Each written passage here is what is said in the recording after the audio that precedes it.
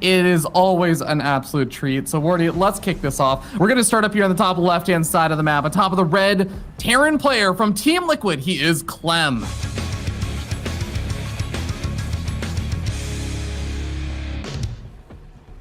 In the bottom right-hand side from Clash, looking for revenge, it is Reynor.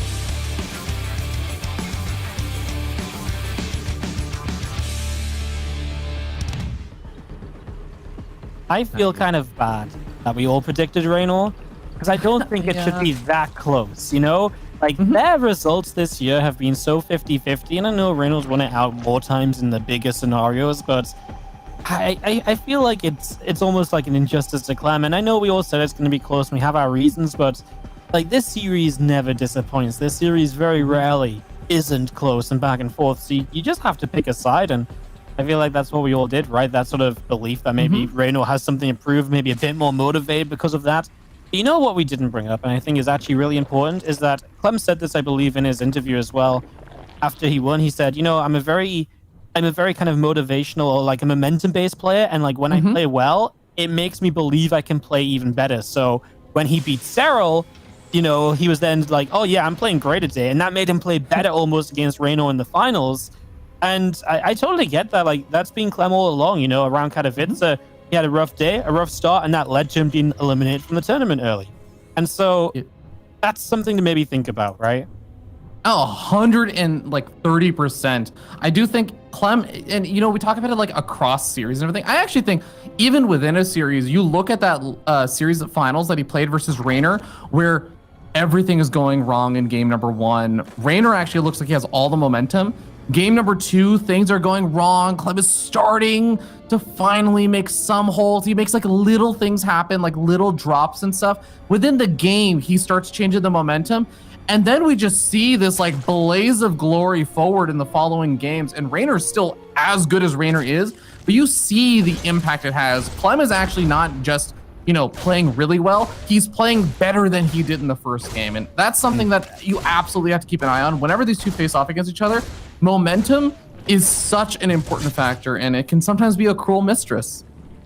Yeah, no, it's absolutely one of the big parts of these two, and I know it's always a big part of a series, right? If you're up 2-0, you're feeling good, right? But I really do think that this is so true for both of these guys. I'm excited for this series, Fear Dragon. We set up, you already see Reynor going overload speed. I think it's very fair to say that Reynor just doesn't want to die to anything early or anything silly too early in the game, and that's perfectly fine, because there's a lot of tricky builds out there for Terran players now. They've been going 2-1-1, they've been going 3cc into a second racks early. This is not any of that. This is just 3cc, probably one of the more standard 3cc builds. But that potential has already got Reynor a little bit scared. I wouldn't mind if he opens overload speed in a lot of the games of this series. Yeah, which is actually what he was doing in a lot of the games for that finals as well, and just respecting the fact that Clem can mix it up, that he can do some more aggressive or weirder things. So I also do like that as well. Reaper, of course, is just getting his usual scouting, but as Zergling speed finishes up, usually this is the time that the Reapers kind of got to get to push back, but with the Hellion already arriving, it does get to add in a little bit extra DPS over here, maybe just protect these Hellions a bit. Yep, I think this is just Hellions looking to see what they can do. Obviously, if you can get a creep tumor, that's amazing, but very difficult as the Overlord will get into scout. There's a Banshee on the way initially here from Clem. We'll see if he wants to commit to that. It is 3cc, right? And he's not getting a lot of info, so it depends on whether he feels like this is going to be roached or not. A cloakless Banshee is never necessarily bad. You can still use that Banshee to harass, and it's very possible he just lets it finish up for that reason. But this is just a safety play that can then lead to a bit of harassment.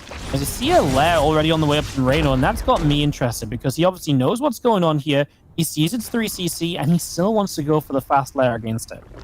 Yeah, do you think that is just because he saw that tech lab with the speed overlord and thinks, okay, well, there could be some form of like cloak or something coming on out, so I need to respect that, and I don't want to go for spore crawlers? Or it might just be that lair was his plan all along. I don't think like a non-upgrading tech lab, especially when he can come back into scout it again, he could set scores up.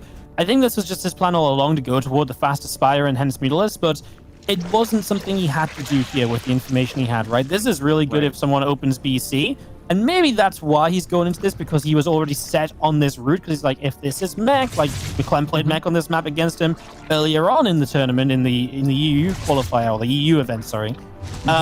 Maybe that's why he set himself on the road to go Spire to shut that down. This is obviously bio right now, so that's not the case. That doesn't mean that Reynor's build is bad. This build still works. It just has fallen off a little bit in terms of how often people use it, because the builds the Terrans are coming out with do counter it quite well. Yeah.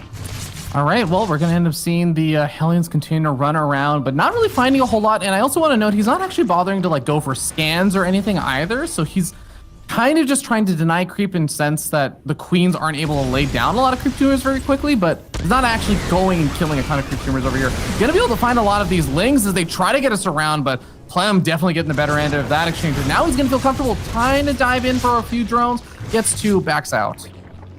Yeah, a couple of workers there. Clem having a nice little dive right. Whenever you don't lose those Hellions, that's good.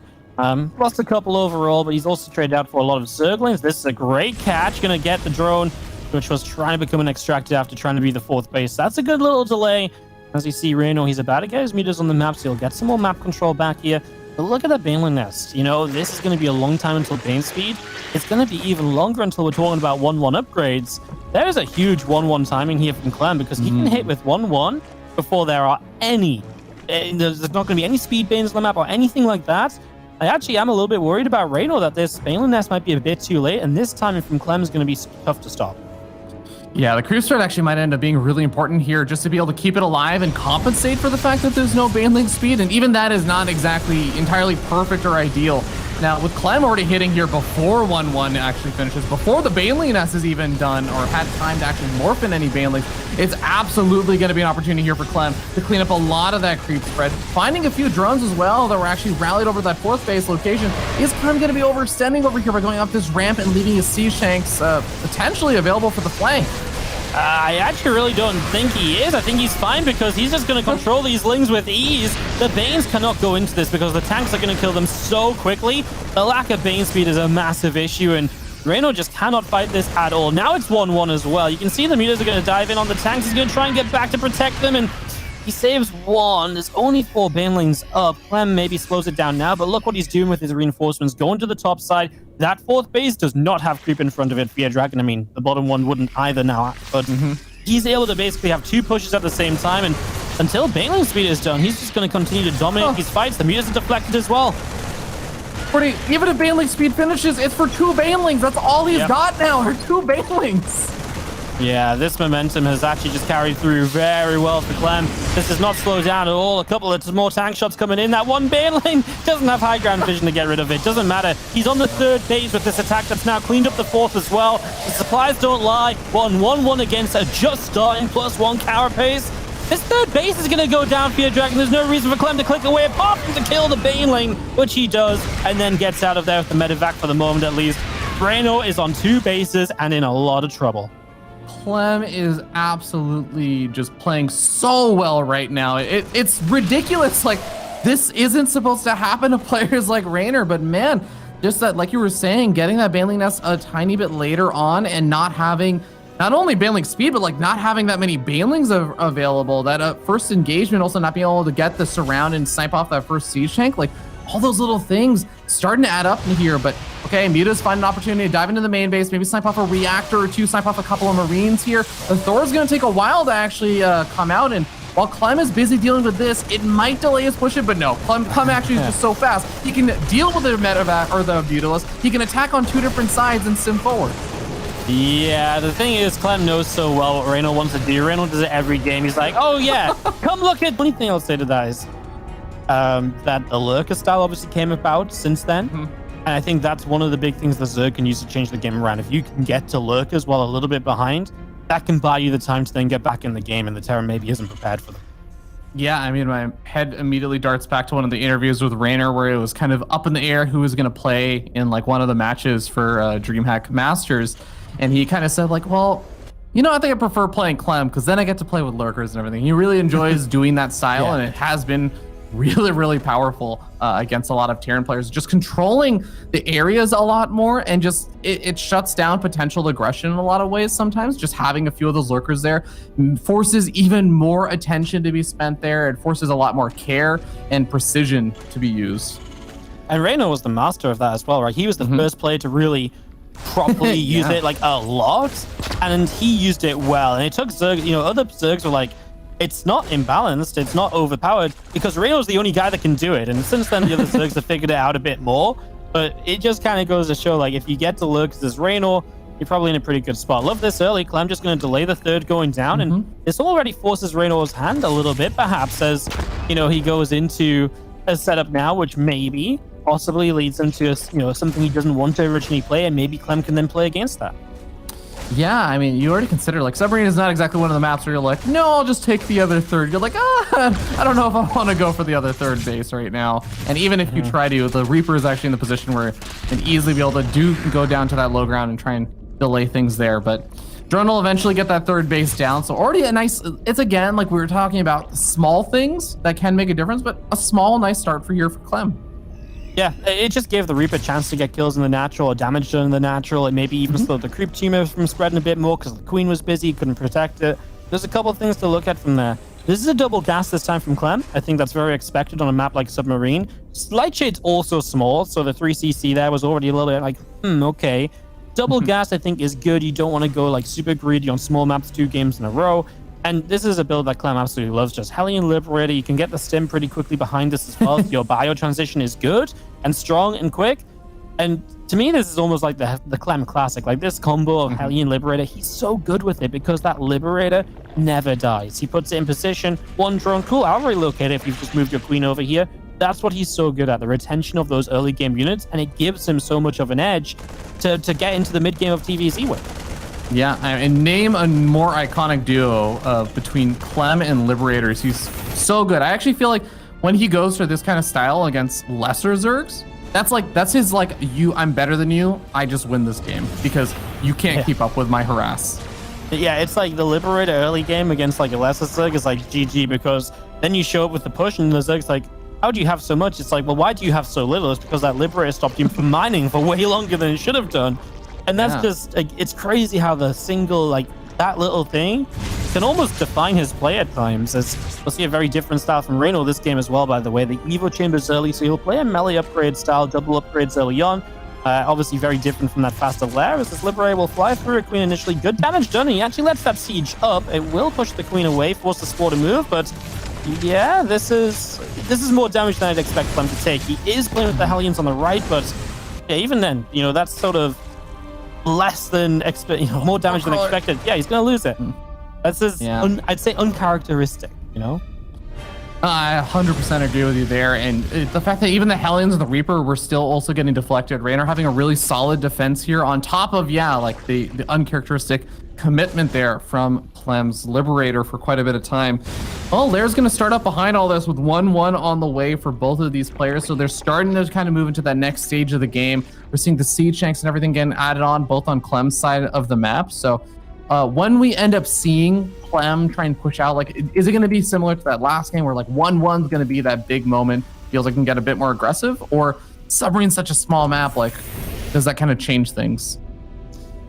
1-1 definitely, the 1-1 push is definitely good, right? It's always good. The thing is, this time there'll at least be 1-1 of Reynor, and while the Baneling Nest won't have Baneling speed done, at least this time around, he will have his own upgrades, right? So at least the Lings are a little bit more viable of a defense too. So I don't think Clem should be able to do that much. The creep spread you can see is getting very far forward, so where is he really going to be able to get sieged? Yeah, I'm not sure that this is necessarily going to be something that Clem can win the game with this time around or anything like that. Yeah. But it's still well set up for him, right? Even if you just push forward and clean a bit of creep, that should in theory be pretty fine, and there shouldn't be anything that can really catch this army of the Terran heavily off guard. Like, yeah, the Lings have melee upgrades, but the Banes won't ever catch an army off creep because they don't have Bane speed now. Yeah, one of my favorite things I know Nathaniel loves to talk about is having those Hellions alive in the earlier stages of the game with the armory coming on up alongside this attack. As soon as that armory finishes up, these Hellions, if they so choose, you can join the army, turn to Hellbats, and just be even more effective against a large number of Zerglings. So this base has already been evacuated of all the drones. The Lings don't really feel comfortable moving in with the siege tanks behind those rocks, and Reynor says, no, this is not how we do this. We go for the counterattack. And now you have to make a choice. My fourth base, is that worth how many SCVs you're going to be losing and units on the other side? Yeah, but how many Lings are going to go down here? The fact the Hellions are alive allowed him to pull the Hellions back this time around. Now Clem's going to start losing units here as well, but he did get the fourth. The fourth is a pretty big deal in TVZ. 8 SCVs, I think this is very well handled because it was a lot of lings. That's the most important part. This wasn't like 10 lings that got in there to do that damage. It was like 30 plus lings he sent across the map. It's nice that Reynor has a new base top right, and Clem scans it right away, but that base is not as easy to defend. It's obviously the same level of, you don't have to push down a ramp as Clem or anything. It's not got creep in front of it at all right now, so definitely potential for Clem to get aggressive up there as we have another link counterattack going to swoop into that third. We'll see if this time maybe you can get a little bit more done. Yeah, CSGO on the high ground going to at least cover some of those SCVs while they try and mine and the Lings try and get some counter damage done. Hellbad and the Marines trying to spread it out against these Banelings, and there's quite a few of them, so it looks like Clem's going to get cleaned up. He keeps the Medivacs alive, which is at least going to be the sustainability part of his army. And he does manage to deflect the harassment on the other side of the map without really losing a whole lot. So not exactly an ideal cleanup over there for Clem, but, you know, not the worst thing. Yeah, I think a trade is fine for Clem, right? I was kind of surprised. There was a couple drones up there. He could have gone for the drones and just let the Ling Bane chase in and lift and leave. He decided not to do that, which was... Yeah, I mean, I don't think the trade was necessarily bad. Yes, this is the most important thing, right? It's a no layer tech game from Reynor. You know, he's only playing +2/+2. He's not going Spire. He's not going Hydroden. He's rushing that Infestation Pit, and he's going to look to go straight to Ultralists here. So this allows Clem to keep on playing like heavy siege tank style for a while. Maybe once the Hive comes up, you'll also see some Vipers alongside those Ultras. But it means that Reynor really hits later game much faster. It does work really well against if Clem wanted to go like 3 bases, 8 racks, just really push across the map because those Ultras kick in. You have no answer to that. It's important for Clem to figure it out because if he doesn't have any Marauders when these Ultras pop, he's going to be in trouble. You can see him going in Drilling Claws now, so maybe ready to make a switch to Widow Mines. We'll see exactly the way he's going to tackle this in the next couple minutes. Yeah, first, even though Submarine's a small map, the creep threat has really gotten a bit out of control during all of this. And look at that focus fire on these Banelings there from Clem. Decides he doesn't quite have the time for the last 3 on the bottom side, so he ends up backing off, pulling back, waiting for that creep to recede, but here we have 2-2 finishing up for both of the players at about the same time, but also Burrow, I think, just finished up over there for Reynor. So we'll see if as this creep thread recedes, he's going to find some opportunities. My God, Clem. Oh. Yeah. We'll see Burrow on the Banelings if they still exist by the time he gets the chance to burrow any, right? Like, that target fire was sweet. Here's a nice little surround. Clem's like, yep, okay, I'll get out of here. But yeah, he's just keeping the Baneling count low, right? There's 9 Banelings on the map. I almost am a bit scared what if Clem does just take everything up to this top side just before the Hive kicks in. We actually see the Hydroden has been added on, so he's now maybe thinking about going Lurkers eventually. But you still have to build the Lurker Den first and then get Lurker upgrades. Like, that's a long way off. Usually the Lurker Den starts as the Hive begins if you're going to do this. Yeah, very small. Burrowed Bane does manage to snag a few Marines over there on that ramp, but now, like you were saying, Clem just took his whole army, moves up, and he finds a lot of these Banelings that are still morphing, so the Banelings forced to commit effectively, and they get, what, like 4 Marines for 8-9 Banelings? Yeah. Loses that base, and this is the typical Reynor thing. Go for the counterattack, and there are a handful of Marines over here, but a decent number of SCVs going down. Yeah, I just don't see... I mean, don't get me wrong, this counterattack is great, but Reynor does not have an army right now, and it's not like the Lurkers are here anytime soon. The Hydras are going to pop with no upgrades on them. They're not going to have range. They're not going to have speed, so they're hardly that useful right now.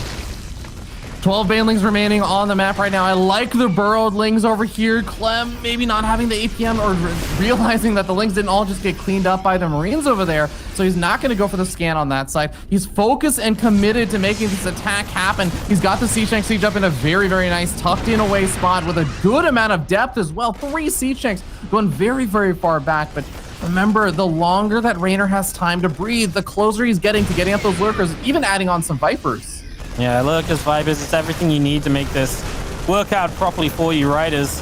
I mean, Clem sits in this top right position, but Reynor doesn't really care anymore because he got the left side up and running, so he transferred his drones there straight away. First Lurkers are here. They still don't have range, and that's obviously a big deal. It means they're not as good as they maybe could be. Clem seems quite happy just sitting back a little bit. 3-3 on the way is one thing that might help him.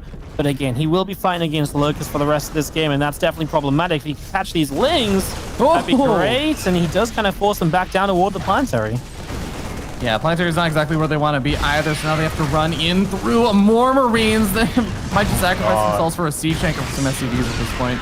Yeah, I feel like Clem lost track of them as we see a Widow Mine drop, though. This is part of why you get drilling claws. Reynor responds well initially. 5 drones going down. It could have been worse, but he pulled units away, so the Lurkers take damage. It was only Marines, so the Lurkers are actually pretty tanky. No Marauders to help out. There's 2 Lurkers that are so low HP. The scan comes down to get them, and Clem's going to break into this base. That is huge. These Lings still causing problems, but now getting cleaned up.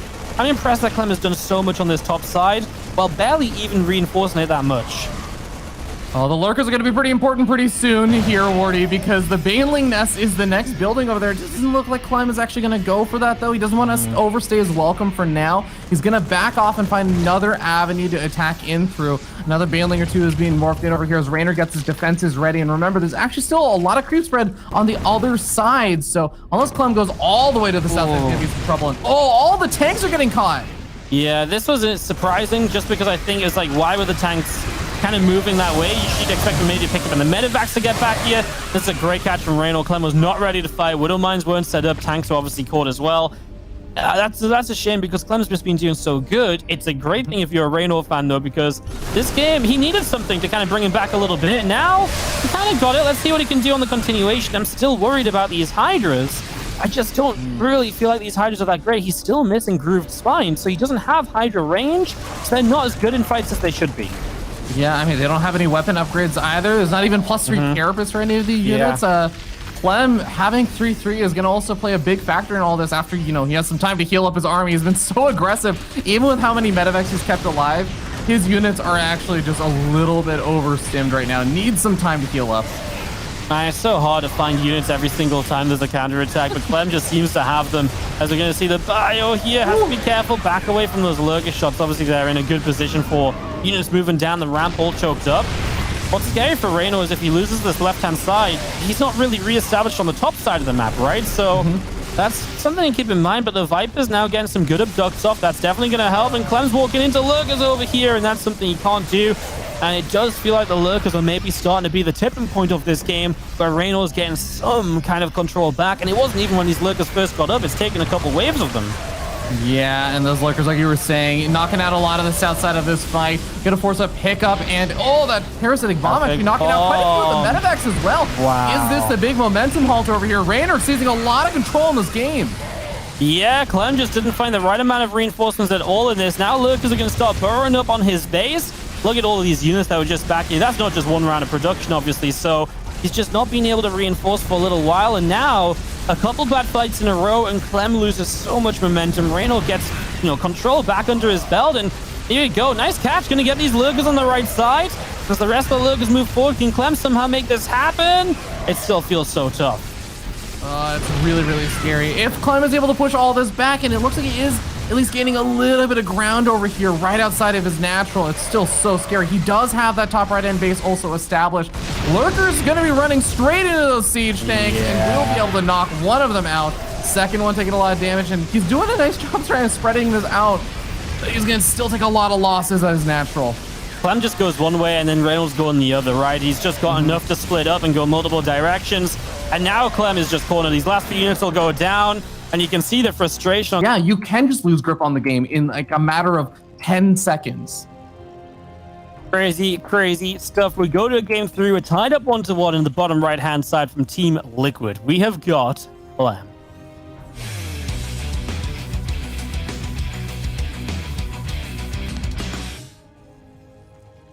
And up here in the top left-hand side of the map, we have the blue Zerg player. He is Reynor.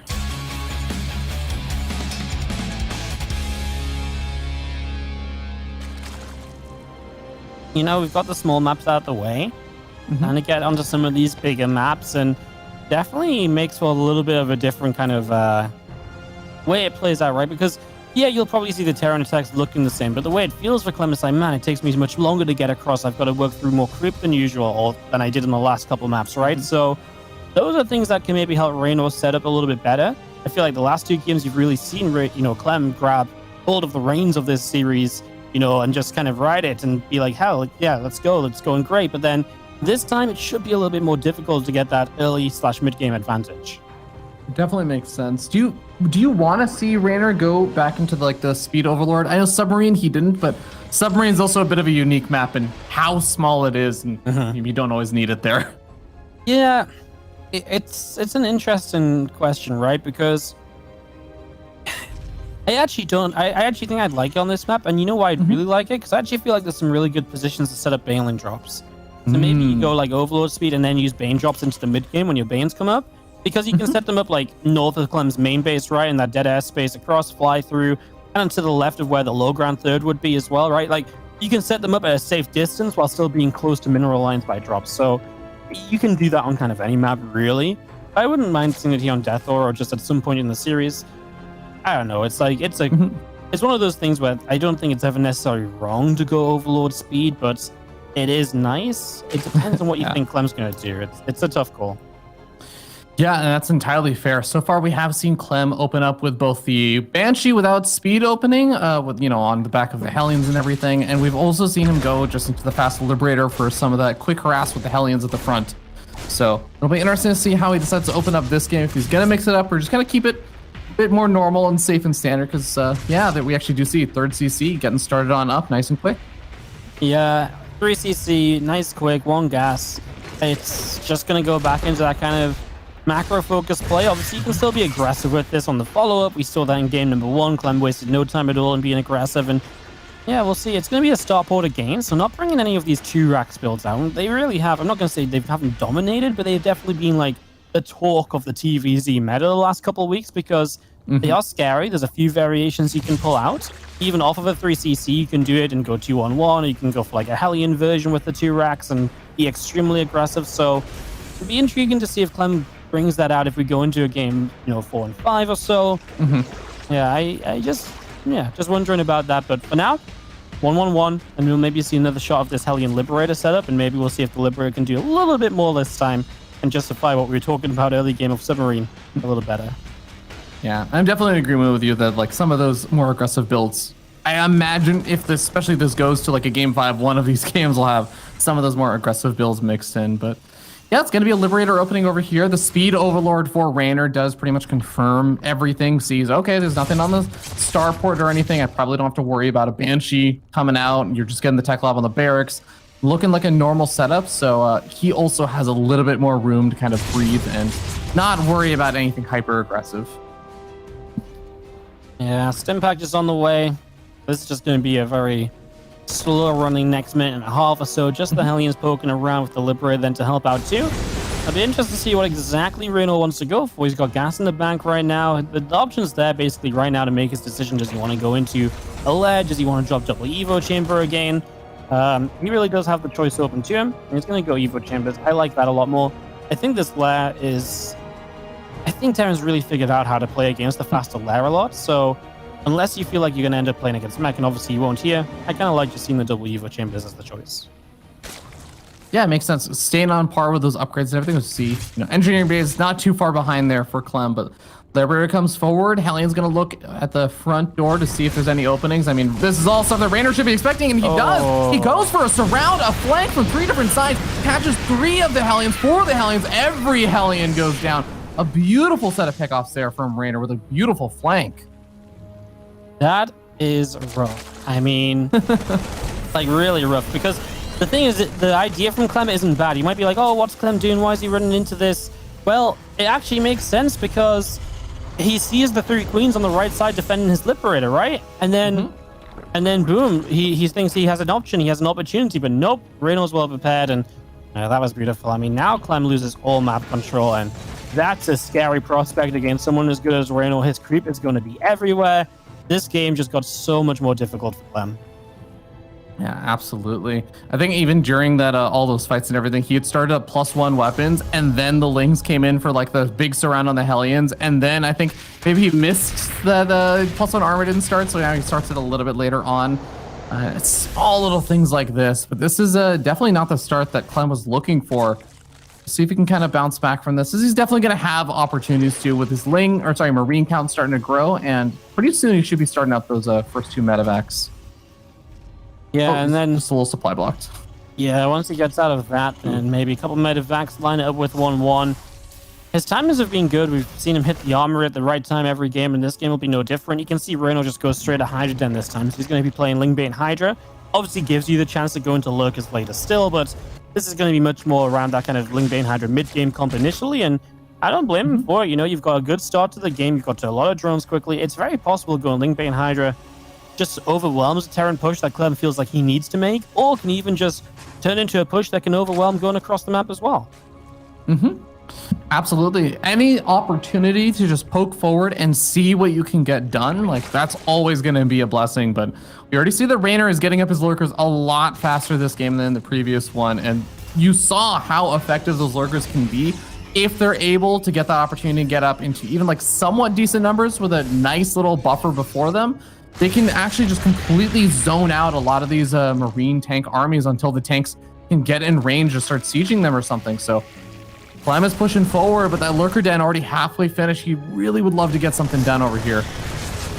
Well, this is a nice little start because these lanes are not supported by Banes just yet. He's going to get on top of these Bane lanes and, well, only a couple more thin, but the split was obviously already there just in case that happens. So Clem does get a good jump on this.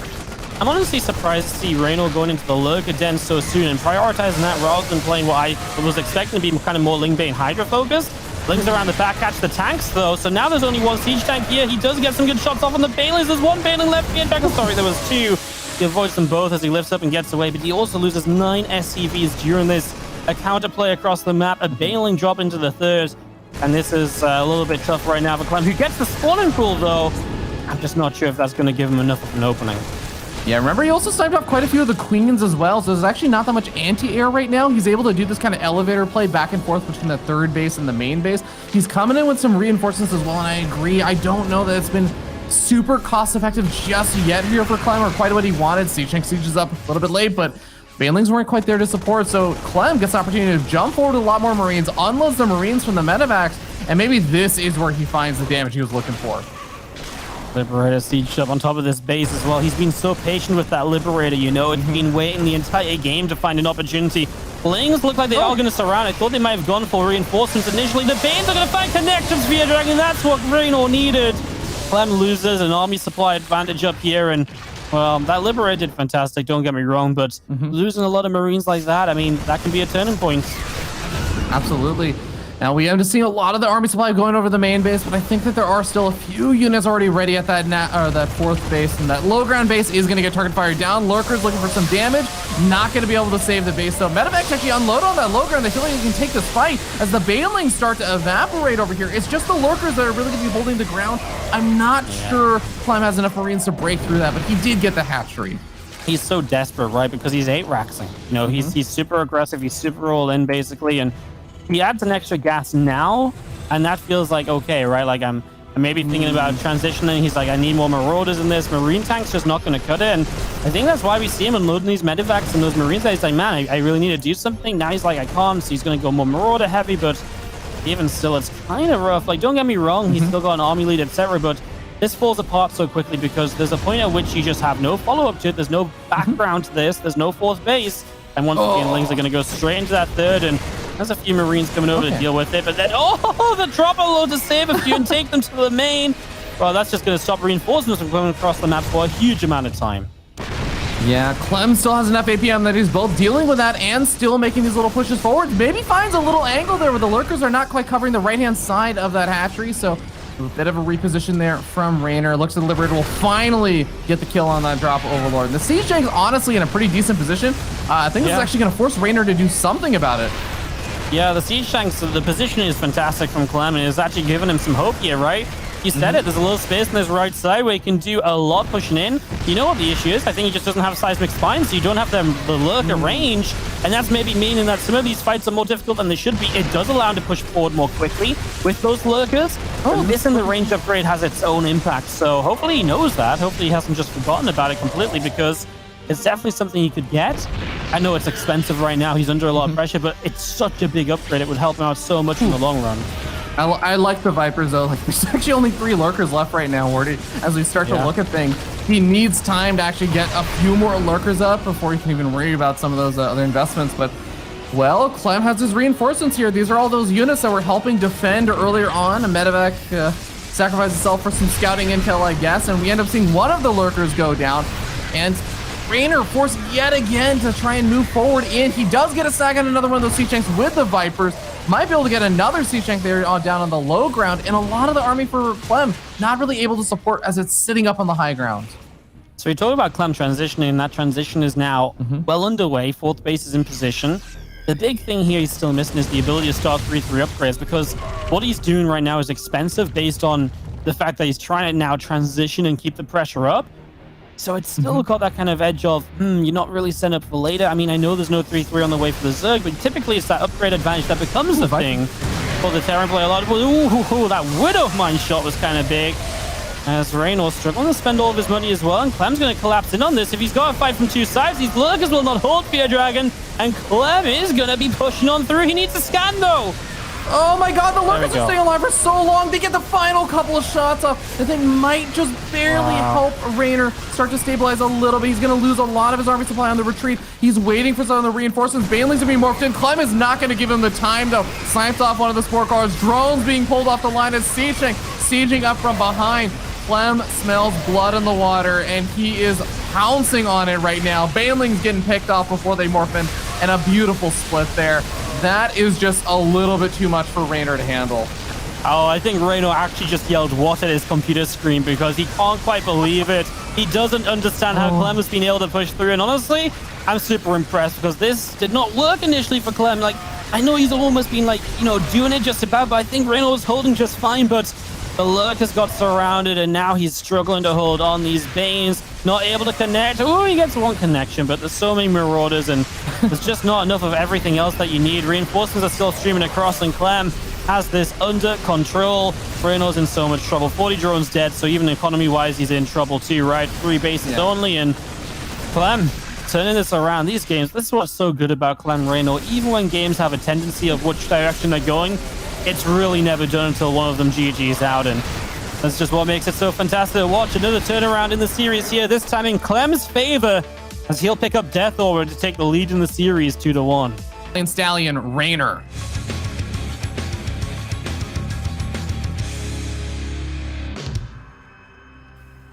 In the upper left-hand side, our red Terran player looking to move on through to the semifinals. It's Clem.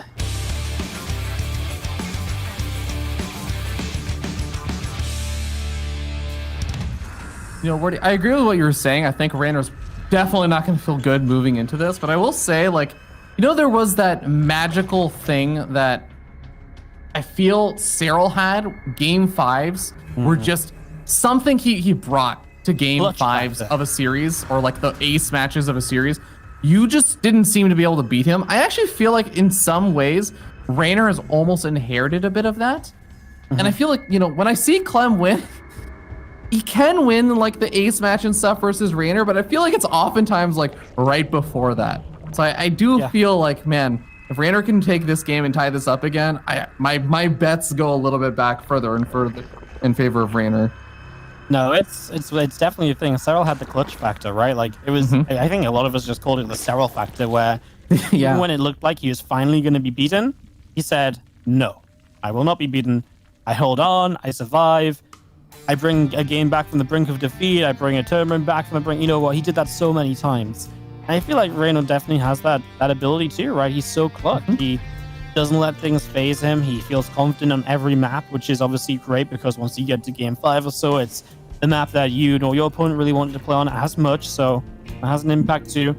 Yeah, it's I don't disagree, right? Because especially because now if Clem loses this, we change our narrative as well, right? We're like, well, Reynor's got the momentum here, right? He's looking good. What a game.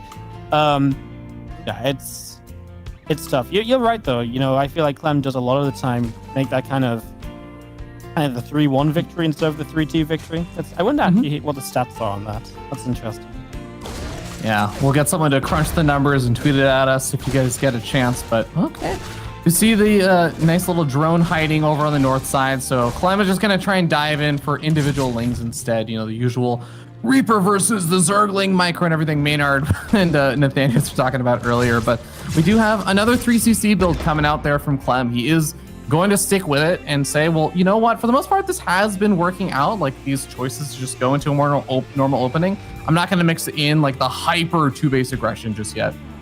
One of the big parts of the last game is that Clem's Liberator really was we see the second racks. So I'll be very quick. So Clem's Liberator last game was very important, right? Because it actually ended up denying mine off a base for a huge amount of time. And that just goes back to talk about how he's so good with the early units usually, and he doesn't lose them unless it's really necessary to lose them. And he kept that Liberator alive. I know he didn't get very aggressive with it, but he really waited for the right moment with it.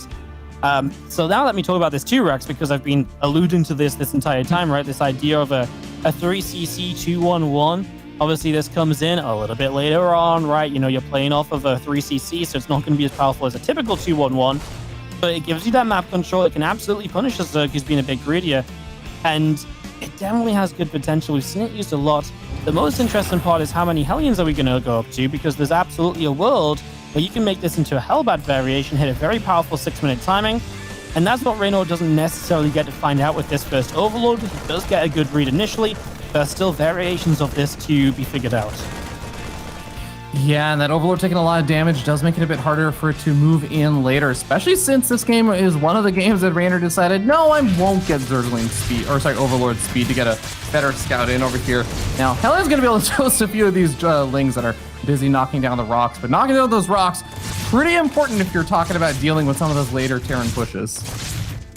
Yeah, these rocks are really critical. Tank siege up behind this are amazing. I mean, even in this scenario, right, Marines, if they just run past the rocks, they can hug the rocks a little bit and make the Lings run around a bit more. It's harder, it's hard to get us around, basically. So that's an important position to fight, and you can see Clem's putting the effort into fighting it as well with these Hellions, and the Queens even wrap around the other side to protect the rocks being taken down. I mean, that's one of the more ridiculous things I've ever seen, but right now, now the Hellions go the other way. Even the dancing of these two Hellions versus what Reynor's trying to do is impressive between the two of them. Reynor, 61 drones. He's gone into a Carapace upgrade. I'm worried that there's no Baneling Nest. Starts it now. I'm just a little worried that that could still turn into something aggressive here. Here come our first Medivacs. Let's see if the Lings alone will be able to deal with this. Yeah, we'll keep an eye out to see whether or not those Hellions also get a bit more involved. Because there's just the two of them, so it's not too bad or anything. But Ling's still working away at those rocks, and you were talking about this. So the Marines can even find some value out of them. They're gonna actually snipe up a lot of the Lings that are busy attacking the rocks. So that's actually half of the Lings already gone right now for Reynor. Queen goes down. Clem started stepping forward and just finding bits and pieces of damage. Yeah, getting a few Lings for free at the start is amazing because you're really reliant on having the right amount of Lings to fight this. And then you get a Queen for free as well. Clem really found the perfect position to strike in, and now drop in the main base, and the Queens are again out of position. So now this is pure Ling. Okay, a few extra Lings came up, but look, you can just kite back. There's no pressure on the Medivacs. Clem can do as he wishes, and he'll be very happy with how this is going so far. This is, he's ticking all the boxes that he needs to be ticking. The only thing he's not really done is deny creep at all. Yeah. I think you can play around that still. He's still got the Medivac to deny creep at a later point. We'll see how well this tank push can do. Yeah, the creeps ready is getting pretty far out there, and it looks like those rocks will finally get knocked down, so Reynor opens up that pathway, doesn't have to worry about the extremely abusive positions we've seen for those siege tanks to get sieged up from. But even that, it'll actually take a little bit of time for Clem to get into that position safely. He's going to just siege up one of the two of these siege tanks behind those rocks, which can also be a good position, but it's not an aggressive position. It's like a defensive area you've created to retreat back to. Big Ling counterattack. Hellions in the mineral line, but that don't matter if you don't get repaired or anything. So Clem's going to have to find Marines to fight against. They're already losing a lot of SCVs. Obviously, it's Lings that aren't on Reynor's side of the map, though. He doesn't have Bane speed just yet, so this is slow Banelings running in. We've seen this be a problem earlier. And right now, Clem's attack will continue. He's down a Carapace upgrade or an armor upgrade here. But he's actually pressing a bit further forward. He brings his tank forward as well. Yeah, there's still a lot of creep spread over there, though. I mean, the siege tank itself is actually sitting on creep, but I like the cute little spread out between those two tanks, forcing Reynor to commit to both sides of the rocks in order to snipe off both siege tanks. We're going to see the Banelings come rolling on in with Baneling speed now finished up. A lot of the Banelings getting some decent connections, and the Marine count has been whittled down. The Zerglings are enough to clean up the rest, and Reynor is going to be able to finally push Clem back off of his side of the map for a bit until at least some reinforcements arrive, but that is the breathing room he needs to get up more Banelings. It's well played by Reynor. He threatened the reinforcements with the Ling run by as this wall-off comes in just in time. He threatened the reinforcements. He then took the fight at the right point. It was before one of Clem was done as well. I was actually expecting Clem just to lift up and get out of there, but he kind of just took the fight and he lifted up a bit later on. I don't think that was the right call. Obviously easier for us to say it as now the Lings run in. And at least 1-1 is done to make this fight a little bit better. The Lings will not do that much here. They're going to take down one more depot. Doesn't supply block Clem at least. The biggest part is right now, look at Reynor's money. He's had minerals this entire time he's not been able to spend.